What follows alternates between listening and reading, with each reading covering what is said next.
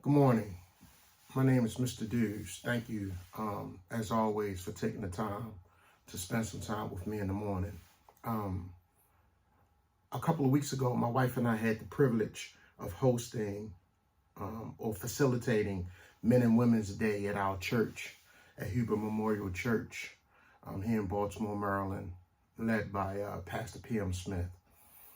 And in doing so, I was given the opportunity at the end of service to extend the invitation to members who were in attendance that day.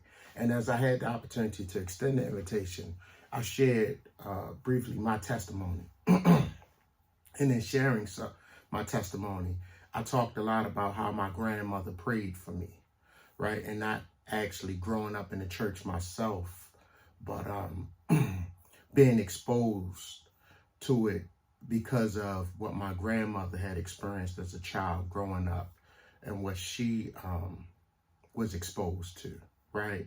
And it was continuity as it's a theme at our church. One generation shared with the next generation continue to pass it on, right? Well, as I was sharing, I talked also about my community and how my community was a reflection of the home that I lived in, right? So regardless if we were in church, not in church, practiced the same faith, our community was still connected, right? I remember this. I remember things like when we had thunderstorms in our community, every house shut down. Every piece of electrical appliance equipment, it was turned off. And we had to sit quietly in the living room. And my grandmother would say to us, if anybody got courageous enough to say, why must we sit in the quiet and in the dark? My grandmother would say, I remember, let the Lord do his work, right? Our community shut down, but it was a collective effort on our part. And what I remember, based on that experience, I didn't realize it then, but now, as a grown man, as an adult, it was a display of reverence to God, to our Creator, to He that's greater than us. It was a display of reverence to God, regardless of what your religious background was. That's what we did as a community, right? And I'm sure that what we did in our community was an extension beyond just the neighborhood that I was raised in. I remember as a child, if we cursed, I remember looking up and asking God to forgive me, right? Once again, acknowledging God. I remember our elders. If I happen to be walking up the street and a profanity slipped from out my mouth, if I looked up and saw an elder sitting there within earshot of my conversation, not only did I ask God to forgive me, but I also asked that elder, please forgive me, right? Which I displayed the reverence to God and a respect to our elders, right? As a community, that's how we were raised. We were raised with a certain structure, sense of morals, values, and principles.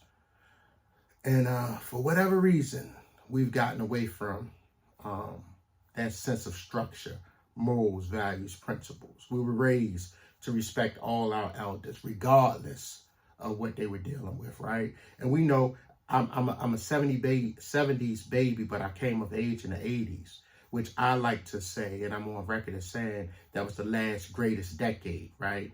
And we could argue that at some other time. But I remember during the 80s, you could have intravenous drug users, but you didn't know.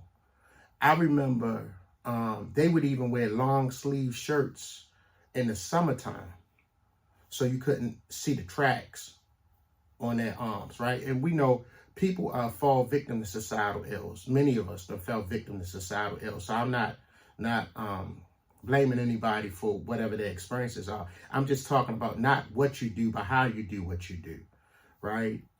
It was still a certain level of respect that we had for one another. And as we can see, that respect is no longer there. And I have an opinion on what transpired to cause our community to be in the shambles that it's in right now.